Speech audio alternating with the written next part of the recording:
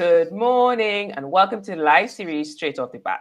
Join us on Thursdays as we speak to individuals across multiple industries who will help you understand financial literacy and education. If you join us today from Facebook, thank you so much. Don't forget to like and follow our page to continue seeing content that will help you manage your money.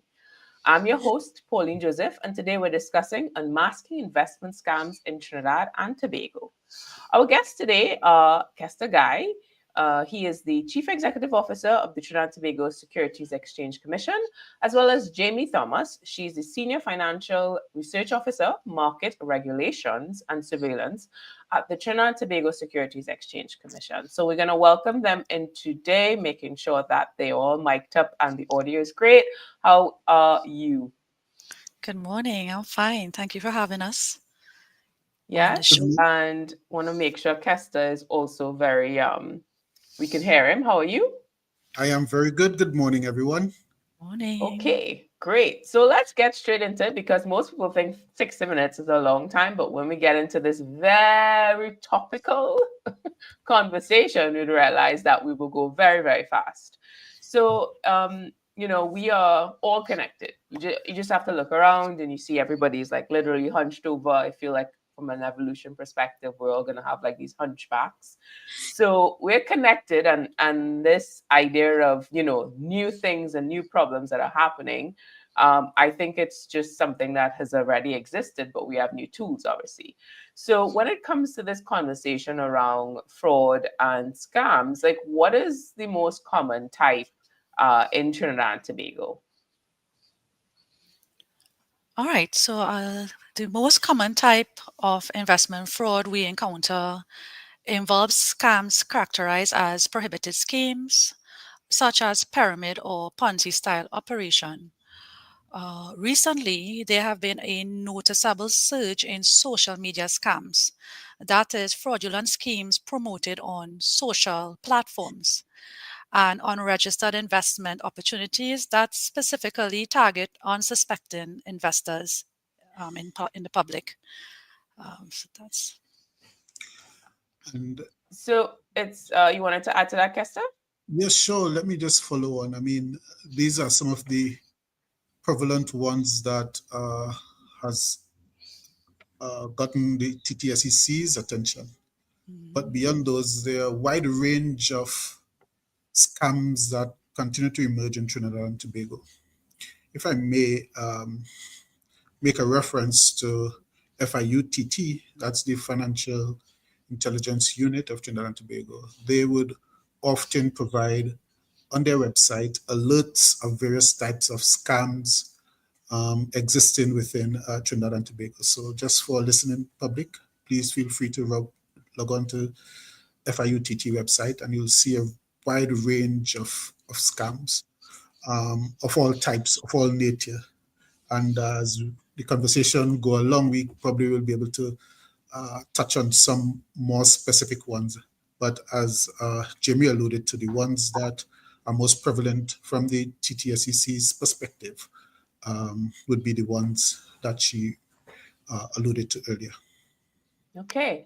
And for those folks who are watching this now on a replay, not to worry, we will put the links in the comments. You can also sign up for the Bankers Association Trinidad and Tobago newsletter, straight off the bat, and you'll receive all the information directly to your inbox. So we are in a digital age, and we're talking about, this unmasking this investment scam, which going to be honest, we've actually seen it from BATT perspective as well. We've seen people who are not a true representation of the BATT brand pushing investment scams. So when it comes to identifying red flags, any suggestions to the folks listening out there? Sure. Individuals can identify red flags and investment opportunities by being aware of the common characteristics of fraudulent schemes. These could include unusually high returns with little or no risk, inadequate or suspicious paperwork. In some cases, no paperwork at all, no investment contracts was drawn up or provided outlining terms and condition of the investment. one of the most common characteristics we are seeing is the pressure for payment on deposits before even beginning to invest. And in addition, when investors ask fraudsters, or just saying fraudsters, or persons advertising the investment, how does it work? How is the profits generated? The details are very vague. And off the bat, I mean, those are common red flags that persons should be able to identify. Yeah, Mr. Okay, Guy? thanks for that, Jamie. And I want to ask Kester, Yeah. it's one thing to say it's too good to be true, but when you're feeling down and out and you're hustling, this idea of I'm gonna get back money soon, it's very hard to separate the emotion from the logical side of things. So, Kester, I'm not assigning a PhD to you here, but give us some advice for those who may feel, it's like, oh, this is a great opportunity. Let me go. And although I may have watched this video, I want to be able to get this returns now. What advice would you give to that person? Yeah, so that's a very important, good question, right? Because there are a lot of let's call it the cognitive influence that persons might be experiencing. So, broadly speaking, persons are influenced by, as you said, some are emotions, some cognitives, and some generally by influencers, whether it's somebody close to them or otherwise. It's a good question, but a hard question at the same time, because in some instances, persons might have been beneficiaries if you were early in the game. So, in other words, let's suppose I was a person early in one of the pyramid scheme type arrangements, and I would have put in $1,000 and I got back 3,000. And I came to you, who's my close friend, and say, "Hey, I just put in $1,000 and got back 2,000. This thing actually works." Because of my relationship with you, you might believe that, hey, Kester, if it worked for Kester, then it can work for me. And that lure pulls sufficient people to do that because they're real examples of persons who might be trustworthy and so on that worked for. We know in the end what the result would be, but everybody is hedging that they would be the ones who would at least get back that lure. The reality is, nowhere in the scheme, nobody alerts you whether you will or won't get it back. So you make your investment and you cross your fingers and hope for it. But let me put it another way. Even if you did it the first time, I got back my first 2,000. What do you think happens in my mind the next time? I want to put it back again. I want to put in more. More. Yeah. And so I go ahead, I get in, I put in 2,000. I said, oh, this worked. I put in 5,000 the next time. I got back the 10. And then I want to go all in. I put in a full 20,000 or 50,000, and then it didn't work. So in a sense, what we are trying to say to you, it's all part of the lure. It's all part of the lure that there would be some direct beneficiaries, but that is to build the trust, build the confidence, build the person's comfort level until people are ready to jump all in. And it's at that time when the ship sink. The scammers see the volume and generate whatever might be their targets. They decide, well, I'll close the shop from here. And then you are left all without. And in a worse state than you were when you started. So to answer your question directly is, initially, you get all confidence and all assurance that you're going to get back some returns, and you go for it. But in the end, you end up losing everything. We once had a story when I was growing up about a dog looking at itself at a pool and see a dog, its reflection with a dog with a bigger bone. So he throws away his bone and he dives into the water to get the bigger and more juicy bone from the one that he's seeing in the water, only to discover he lost it all. What we need to continue to do is educate people that even though it sounds enticing, even though it sounds as though this would be a benefit to you, what we are saying to you is that in the end, you will be in a worse off position. And the testimonies are numerous. The reports to the commission, for instance, Jaime can give you some statistics as to the number of reports of things of that nature. So we just want to make sure that persons are warned, people are alerted that this is part of the tactic to lure you in and to lure in others, so that in the end, the scammers will leave with handsome returns. The scammers, not you who making your investment. So I am very familiar with the dog and the bone story. And I imagine we have evolved that story into social media memes. Because, you know, this idea of hustling every day and go out there and self-care Sunday. So we have this idea of like spending money on ourselves, but we need to make that money, right? So I want to ask Jaime, in the context, obviously, with your background in research and data, you know, what role does social media play in spreading these scams? All right. Well, social media has become a playground for scammers, especially those promoting easy wealth. You will hear terms like financial freedom, escape the traditional 8 to 4, 9 to 5 jobs. You want to manage your own time.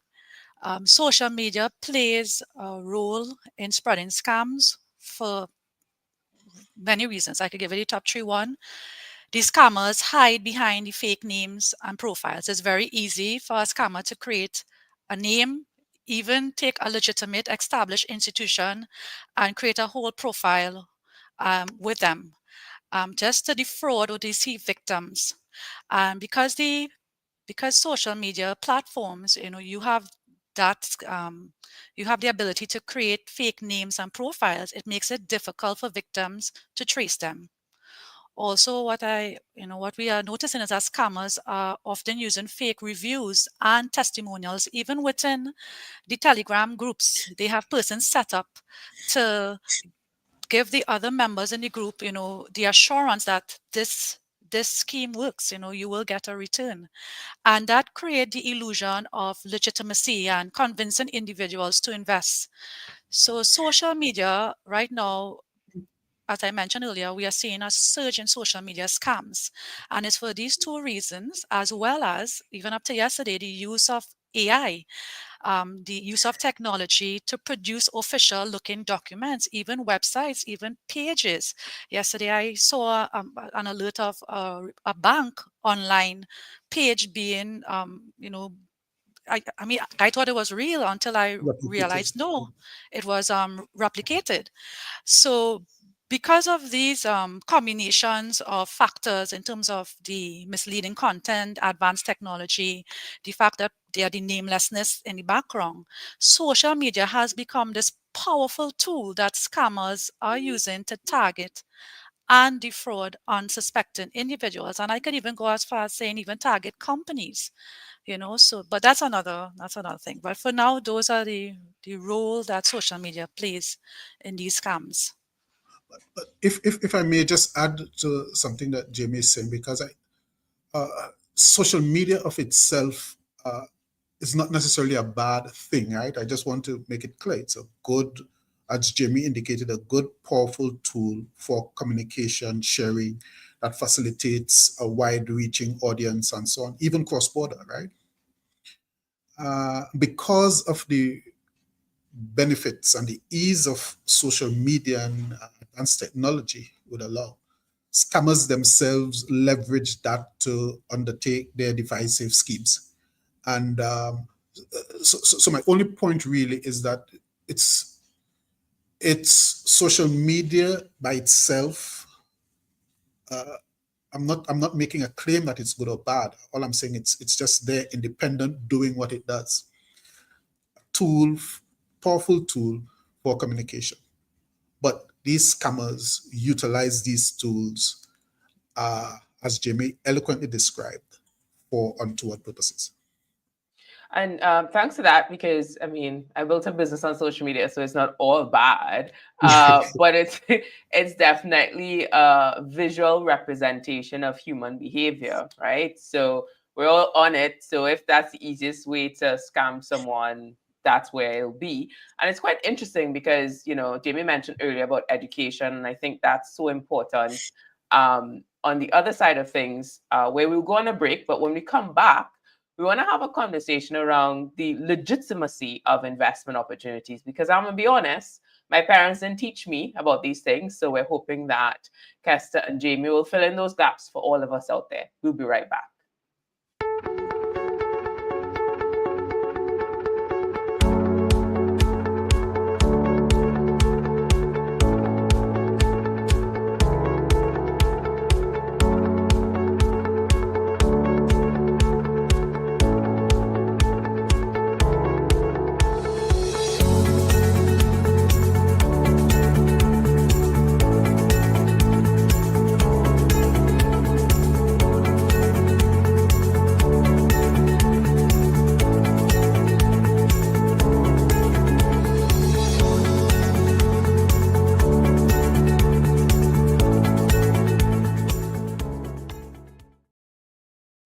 And welcome back to Straight Off the Bat, a show that helps you understand financial literacy and education. Thank you so much for joining us today. And if you are like Nicholas DeGans and joining us from LinkedIn, don't forget to subscribe to our page to continue seeing content that'll help you manage your money. Today, we're discussing unmasking investment scams in Trinidad and Tobago with Kester and Jaime. Both of our guests today are from Trinidad and Tobago Securities Exchange Commission, and we are in because this topic is hot right now. So when it comes to our discussion earlier, not to worry if you missed anything before. Once this live is over, you can watch it on a replay across social media platforms. So just before the break, I mentioned, we want to find out the legitimacy of an investment opportunity because, folks out there feeling some type of way, wanting to make more money and wanting to have the opportunity to have a future for themselves or maybe their significant others and their children. So for those out there who didn't have the sit down talk with their parents, give us some insight, Kester, on what are we looking for when it comes to the legitimacy of an investment opportunity? So thanks for that. But firstly, when we talk about investment opportunities, I think it's a wider term that can be used in various circumstances. As it relates to the TTSEC, when we talk about investment, we are speaking about a certain types of financial investments that has, by definition, a suite of things. So it's not everything that is heard of. Every time the word investment opportunity is used, it necessarily means that it's something under the auspices of the TTSEC. You might be a sole trader and think about investing in buying and selling clothes, and you see that as an opportunity. That in itself is not something that the TTSEC would be concerned of or try to protect investors from. However, we are concerned about persons who are being solicited to hand over monies to investment brokers, dealers, to various agents on the promise of some return for the investment. That's a broad definition. It can become more specific later. And so oftentimes you would see persons promoting, certain types of contracts or certain types of promises that saying, you give me certain amounts of money and you get this type of returns. Those are the issues that we want to make sure persons are properly informed about and given all the relevant information so that they can make wise and centered decisions. So first and foremost is in relation to investment of the one that I described, all those types of investments and persons who represent those investments must be registered with the TTSEC. So my first nudge and encouragement to all our listeners is, if somebody approaches you on this opportunity where you can hand over your money and get some return, you first need to be assured, or whether you ask them the question or you contact the TTSEC for the information yourself, on whether or not this investment is this vehicle is regulated by the TTSEC. If the answer to that is no, that's your first sign that you need to be aware of. That's your first red flag, because it's required, and if they're not required, and if they are not registered or licensed by the TTSEC, uh, there are a whole set of implications which we will discuss later for such a person. So that's the first issue that I want persons to be aware of. We carry on our website a list of all registered agents and vehicles, and you can always reach out to us for direct guidance on any particular matter. All right. Um, so, in context of investing, for a lot of people, it's not a common behavior, in the sense that you may not have seen it, with your parents or your family. So it's something new to that person. So it's all great to say, okay, this is an opportunity for you to check and see the legitimacy of it. But the actual idea of investing for a lot of people is so new. But myth usually is stronger than reality. So when it comes to misconceptions, Jaime, could you give us some insight on some of the things that we may have said amongst our family and friends that aren't, truth is not on its side? Truth is not on its side. I could think. Kester, I don't know if you wanna do Sure. this Let one. me Yeah, let me start it. Sure, yeah, I can do that. So the first issue is that investment is to the rich people, the people who have a lot yeah, of money, need a lot of money to invest, and it's yeah. that's not the case. I mean, if um, one of the vehicles for investment is called it's a suite of funds called mutual funds or collective investment scheme. You can go and put your Right. little portions of monies every month and so on into those entities that provide that services. If you go wanted to buy a stock from on the stock exchange, there are stock prices that are probably $5 and less. There are some that are more expensive. There are some per share, and therefore it's not a requirement that it's only for the filthy rich Yeah. people, right? Yeah. In addition, a misconception that we tend to have is that you need to be a financial expert. You need to have this specialized knowledge in the field of finance and investment. And in reality, anyone can begin their investment journey with the right guidance and resources. I know Mr. Guy spoke about the resources that the Commission have, but in terms of guidance, we also have on the website a list of registered investment advisors and broker dealers that you, an investor, can, if you want to speak to someone, you want to get more insights, you can even sort the guidance. Another misconception is that we the get rich solution. Yeah. Truth and in fact, Pauline, I know you would have asked about, I'm pressed, I'm overburdened, I want financial freedom. But financial freedom through investment honestly takes time. It requires an individual to sit and strategically plan what are their financial goals, and it involves diversifying across different types of investment. It is a journey, it is a marathon, and I think persons see investing as today for tomorrow. I mean, I one of the slogans I see a lot is earn $800 can invest 800 and earn 24,000 within 48 hours. And so the misconception is we can do it quickly. You know, you play the lotto, there's a chance you can win it. But in investing, it takes time. You are required to put in that thought and again seek the right guidance and look into the different resources. Jimmy, let me follow up on that very important point that you make. Investment is not a get rich quick scheme or framework.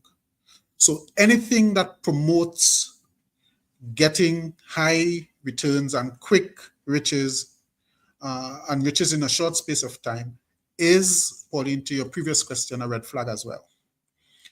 Anybody who comes and tell you you're going to get it quick, you're going to get it within 2 months, 3 months, 48 hours, as Jimmy said, it's a red flag, because that is not any of the principle formed in any principle of investment. All right, it does require some time and some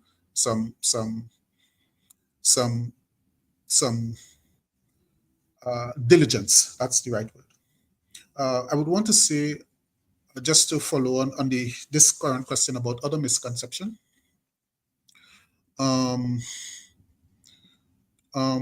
Oftentimes you will see firms promoting, well, this is what we have, the returns that you've gotten in the past.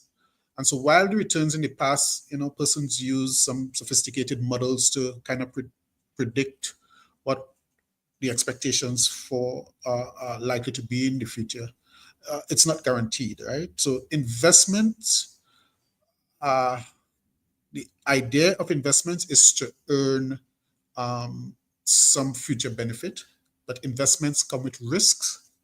And so persons have to be mindful that there is a potential of loss. But that's a whole discussion about risk, various types of risk, where persons are comfortable based on their own risks and so on, and how you plan for your long-term achievements. Although I say long-term, the very investment concept also takes into consideration other short-term goals. However, although it takes a time perspective short into long term, we generally look at over the long term what is the objectives and what it is that you're trying to achieve. Yes. Okay. Thanks for that. And it's so interesting because the idea of winning the lottery, there's so many documentaries and research that shows over 90% of people who won the lottery within a year or two no longer have the money. So it's a huge shift of mindset, because that's a lot of the issue right there, right? What's your actual relationship with money? Because getting it doesn't actually solve your problem. But that's a whole other live series that we're not going to cover today. So we're going to go on a break. But before we do, I want to just address Nicholas' question so we can have Jaime and Kester think about it. Nicholas Digans on LinkedIn: could someone who's in the crypto space be registered with the TTSEC? So we're going to answer that question right after the break.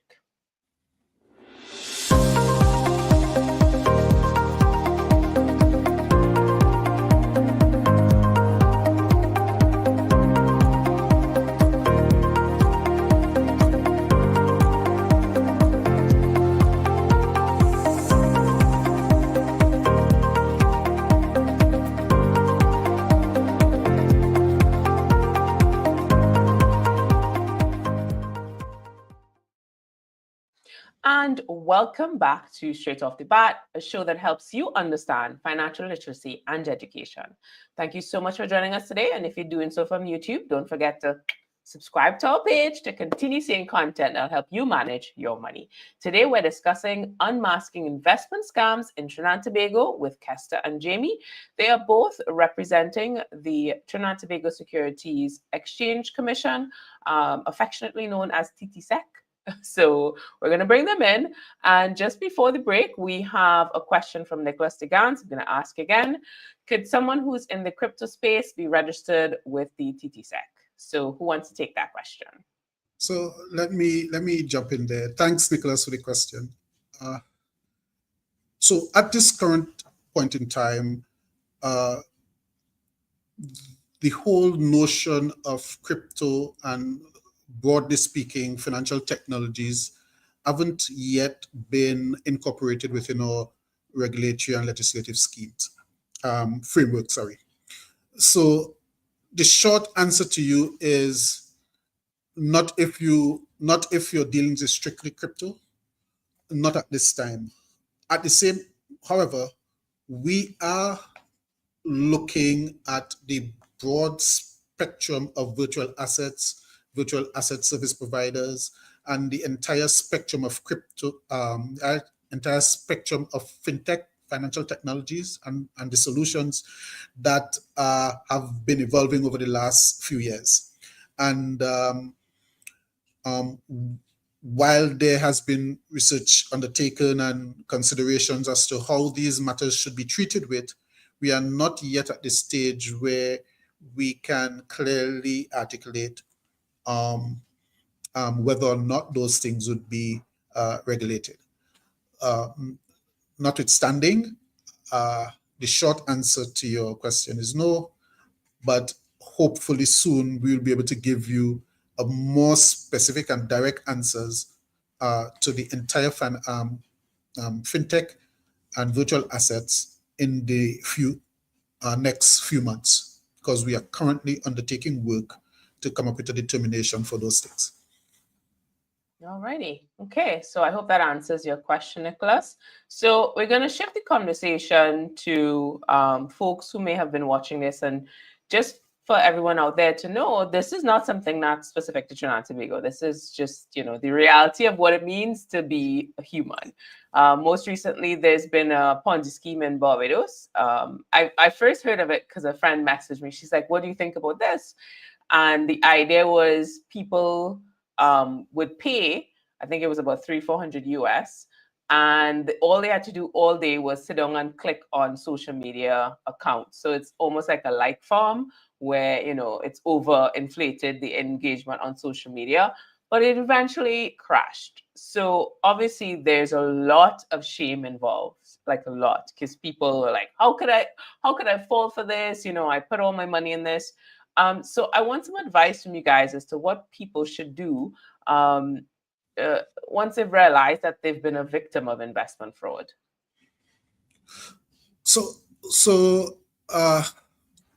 to the report, I want to say report. Once you have been realized you're a victim of any type of fraud, you should report it. In some jurisdictions, who you're reporting to might differ, depending on what your legislative construct is. In Trinidad and Tobago, you can report those things directly to the TTSEC. Jaime will take you through the relevant reporting guidance. But you can also report directly to the police in your jurisdiction on any type of fraud that you feel that you have been a victim of. I think one of the issues why a lot of people get away with those things is because, as you rightly said, the shame associated with it, they prefer to just stay in the background and not come forward. But by reporting, what you do is sensitize all the relevant policymakers and regulators as to some of the typologies that are emerging, so that we can continue to warn citizens, we can continue to take action as necessary to minimize the continuance of these types of issues. But reporting is key. Jaime? Sure. So if a person feels that, believes that they have fallen victim to an investment fraud, they can take the following steps. So the first step is lodge a complaint. File a complaint with the TTSEC. This can be done through various means. So we have the use of the Investor Protection app. So if you have a smartphone, you can download the TTSEC Investment Protection app, which provides a simple and a convenient way to file a complaint or a tip with us. There's also the other route of actually going to the TTSEC's website, www.ttsec.org.tt, where you can access the complaints form. Complaint form can be filled out and you could submit it directly to the Markets Complaints Division at the email address marketcomplaints@ttsec.org.tt. I would always suggest that when you are making a complaint, you keep all documentation, screenshots, any deposit slips, any sort of document, digital evidence as well that we can use as part of our investigation. By reporting fraud or investment fraud, individuals can help the TTSEC in its effort to protect investors and also maintain a safe and transparent market so that everyone is in the loop, everyone is aware. We also do putting out media releases. We did one earlier this week on new types of investment scams. So reason for them to pertain to file reports with us. Yeah, or they can walk in. They can walk into our office, level 22, Tower D, and they could make a report in person as well. They could also contact us at 624-2991, in which they can speak to a representative of the market complaints team. Okay. And based on the comments I'm seeing now, it's definitely a common conversation because I'm seeing Cheryl from LinkedIn mentioning an incident she had where she, put a stop to someone trying to sell her a scheme and referencing the fact that specific races do things differently and that's why they're richer. So let's all be mindful of these conversations. It's, they say the snake oil salesman. It's interesting because I don't know if Charles you would have missed what Kester said earlier. The idea of the first people who got into it made money, so they actually believe what they're saying. So Kester, you want to remind folks just in case they have missed that the conversation around there's a top end of it where the folks who come into it make money and they themselves have this belief that it's real. Oh, I think you're on mute there. There we go. Sorry Yes. about that. Yes, I said for many of these schemes, it's part of the design, right? The design is to lure as many people giving you money as possible so that you can walk away with very lofty pockets. But you can't do that with one or two persons. And so to make this story believable, you have to, at the very initial stages, persuade people that this thing works. So you do it one time and you are told, well, get a couple other people to do it. Just two people, it doesn't.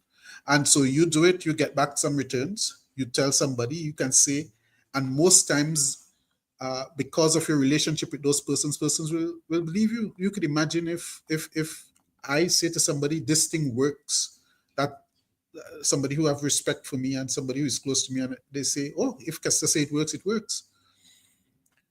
And they will do the same thing, and that domino effect is created.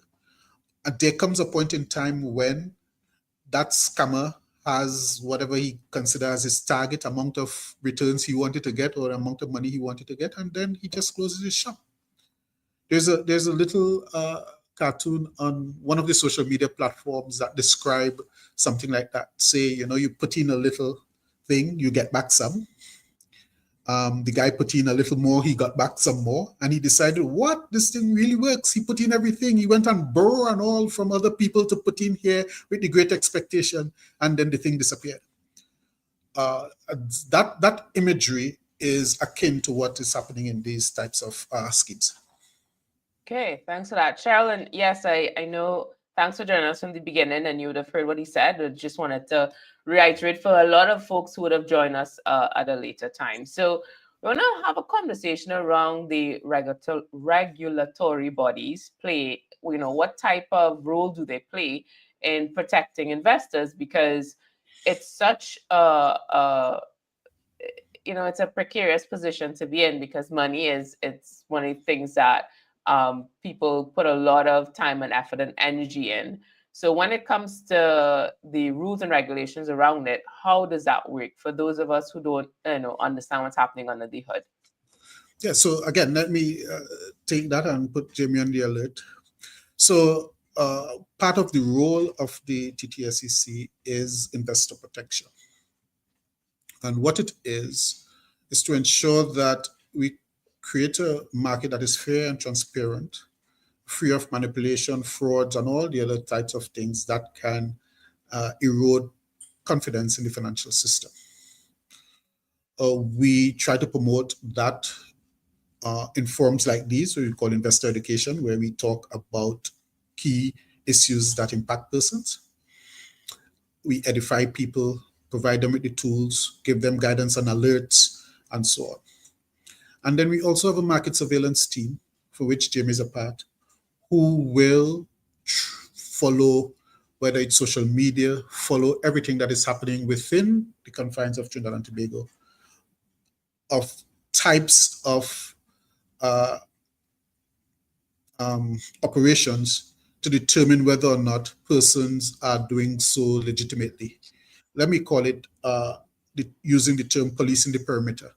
We actually look at all the activities within the market to determine whether or not those persons are carrying on legitimate business. So while in a sense, we can act on complaints received from persons who might have been defrauded of their monies and so on, we can take our own action if in our surveillance we discover anything. If you look in some of the newspaper articles today, yesterday, we would have issued some investment scam alerts. And those alerts would have been triggered by part of our surveillance, as well as some complaints from persons within the market. So with those two pillars, I would ask Jaime to come in and speak a little more about the surveillance framework. Sure. All right, so I'll touch on the latter first. So yes, over the last few days, the TTSEC would have published a media release in the newspapers regarding a new investment scam alert, and this typology was published based again from our surveillance as well as from the numerous complaints we have been receiving, and from doing our review of the matter, we would have put out an alert to members of the public, to investors, letting them know this is how the scam operates.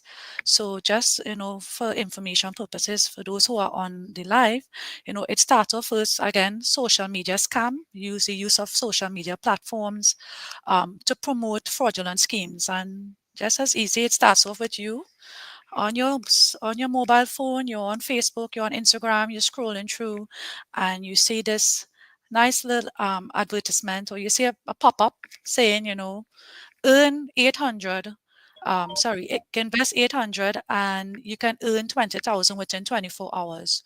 Or you might see a slogan saying, believe in us, we will get you financial freedom. So, then in some instances, you may see a fake web page with a stolen or generic profile pic, right? So it starts off with this fake profile. Then it goes on to a promise, and I just mentioned a promise. Scammers advertise an attractive investment opportunity. Again, coming back to what Mr. Guy said, to lure potential investors to invest. The advertisement normally promises unrealistic returns within a short period of time. Again, a red flag to look out for. Once that is done and you click the link, Pauline, as soon as you click the link, someone will message you, and the individual claims to be a representative of the business. He or she gives you the utmost assurance of guaranteed profits or returns and provides you instantly with a link to join a Telegram page. They take the messaging, the engagement from Facebook, Instagram to a Telegram page immediately. Once you join that Telegram group, the representative may provide you with bank details and instructions. As I mentioned earlier, they always ask you to make a deposit before anything else, before they can proceed with investing on your behalf. So once you make that deposit, they ask you to do that as soon as possible.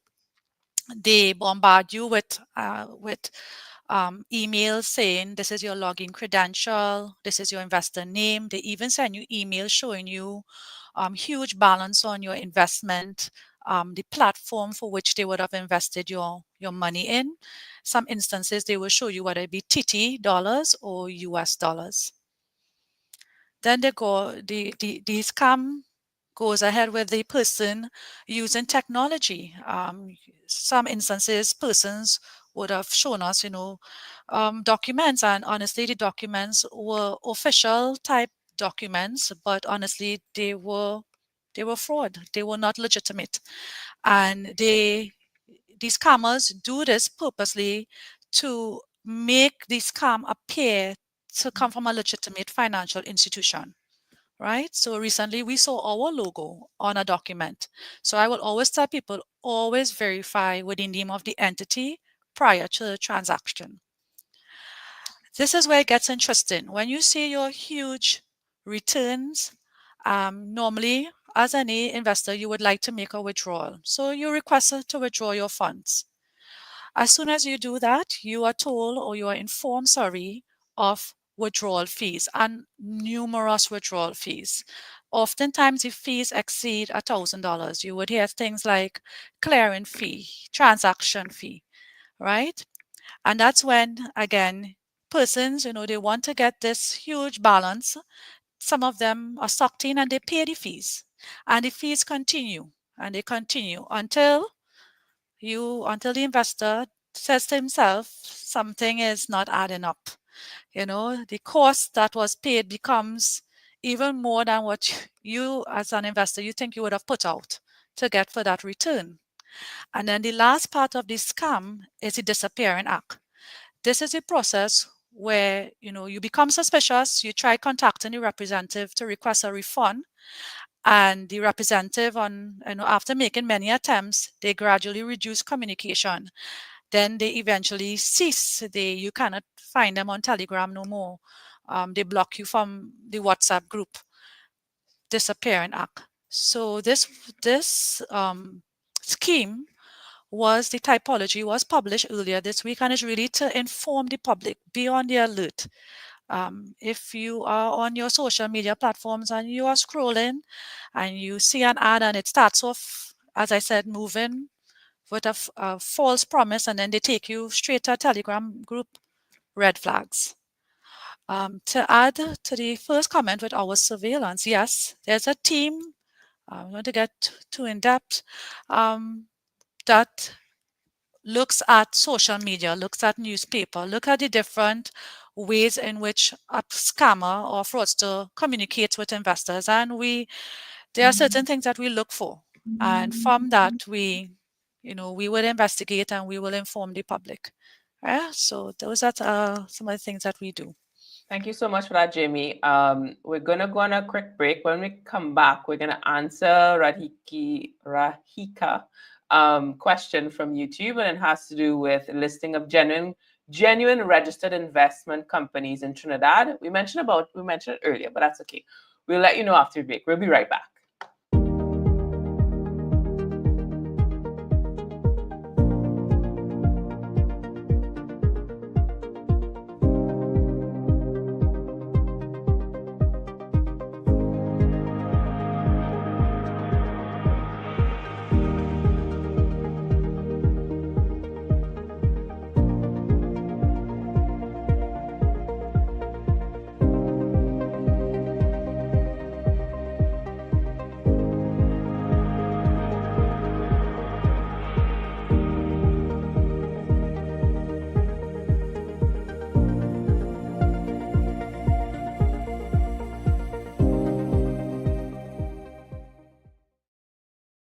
And welcome back to Straight Off the BATT, a show that helps you understand financial literacy and education. Thank you so much for joining us today. And if you're doing so from Facebook, don't forget to Subscribe to our page to continue seeing content that will help you manage your money. Today, we're discussing unmasking investment scams in Trinidad and Tobago. We're joined by Kester and Jaime, and we're going to bring them in because we don't have much time. We're going to close off in a bit. But we just want to answer Radiki's, oh my goodness, Radhika. I'm hoping I'm pronouncing your name correctly. Sorry about that. On YouTube has a question. Does TTSEC has a listing of genuine registered invest companies in Trinidad with reviews by clients? I'm sorry, are you hearing me? Could you Yes. repeat the question? I didn't get it. Sure. Does TTSEC have a listing of genuine registered investment companies in Trinidad and Tobago with reviews by clients? With reviews by clients. Yes. So I can't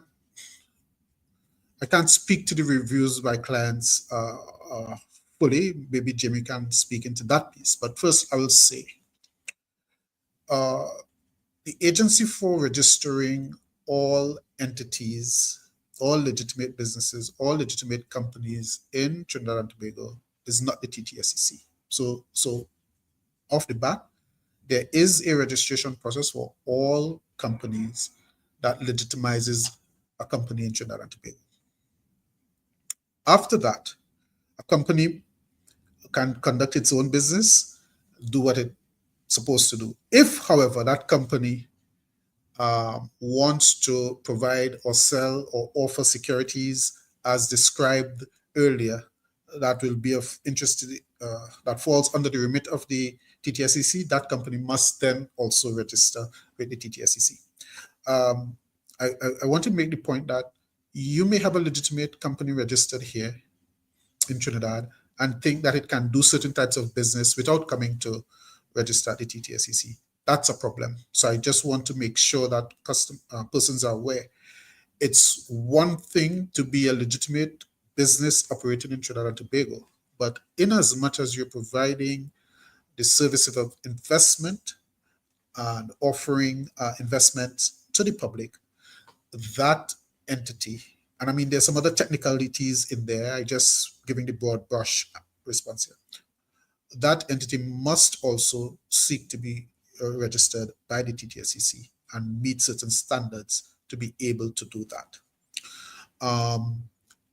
On this latter part of the question, whether or not we get reviews, well, Jaime articulated that we do have once you register with us, there is a system of continuous reporting. So we are constantly monitoring all the entities that are registered under us. And if investors or members of the public generally have a challenge with any of the companies registered under us, they can file official complaints, which will then trigger further action from us. But we have a full regulatory toolkit that allows us to constantly monitor all the entities under our remit, go in, look into their operations in a very comprehensive way to assure ourselves and to be satisfied that these companies remain in good standing to be able to offer their services to the public. Jaime, is there anything you wanted to add to that? That's it. I was going to add the part with the complaints at the end that, if you have you are aggrieved by institution that is registered with us, you can also come and make a complaint against them. But first, as part of the process, you have to first escalate it with the institution, go through the process there, so that when you come to us, that is already done and we take it from there. Yeah. Okay, so JB, I'm still gonna stay on you for a minute. I want, as we close off, for you to give us some advice for someone who's watching this. You have the background in the financial research side of things. What advice would you give to someone who is, feeling that they want to do investment? They're in a position in their life right now where they want to start and look at their future and be able to, have some retirement funds later on. where should that person start? Because you could watch this and feel so fearful, like, oh my gosh, what's the point? Why should I do it anyway? You want to give us some advice on that? Sure. So I would say the first thing to do is do your due diligence, do your research. Always verify any investment opportunity by looking for independent reviews, checking the background of a company, of the individuals involved. Don't take them at face value. Secondly, we spoke about red flags earlier. Always be cautious. If the promise of high returns with no risk, if the investments are not registered, if they require payments upfront, those are indicators, those are red flags. Always check if the company or the platform, or if the investment is listed, is registered with the TTSEC. As Mr. Guy would have mentioned, there is the list of authorized entities and individuals that can be found on our website. And I would have mentioned this earlier. Always, if you're still unsure, you're new to investing, the jargons may go over your head. Always seek professional advice. Consult with a licensed financial advisor, example, a registered broker-dealer or investment advisor who can help you access the investment opportunity. And again, on our website, we have a list of registered investment advisors and broker-dealers that you can look at and go to. So to anyone who is new, do not be afraid to invest. Investing, anyone can do it. You just, as I would have mentioned earlier, it's a marathon. You set your financial goals, and based on the factors that I just went through, you should be fine. Okay, thank you so much for that. So, Kester Guy, we're going to close off with, I'm going to put you on the hot spot here. Where should a person go to start this journey? Because we now live in a world where we go and get financial and everything other DIY advice to fix our homes on YouTube. But a lot of things on YouTube caters to an audience in the US. So if you are searching for this conversation to get more in-depth education, where should that person start? So I will talk about two types of education. There's a proliferation of, so there's education just for general awareness. The TTSEC plays a role in that. And most of the entities themselves that offer products and services in the market provide education platforms to advise clients and potential investors on what they can benefit from. When you want personalized service in terms of your specific circumstances and the pathway to your investment future, Jaime indicated that there are registered persons that are listed on our website who can give you the appropriate guidance on those. Let me just speak a little to that.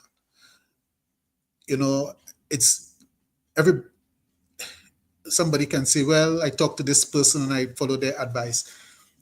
Advisory on financial services is a official registered business for which the SEC takes responsibility for the persons that do that service, or that provide that service.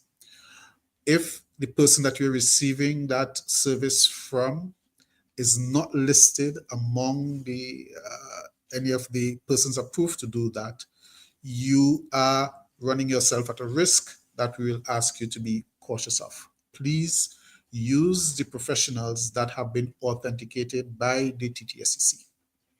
Yes, those persons we monitor, we ensure that they meet certain standards, and we undertake the appropriate due diligence to make sure that they remain of a certain quality. And so those persons are there and available to the general public for their specific guidance in terms of their financial future. Okay. That sounds great. I think on that note, that's a great place for us to end.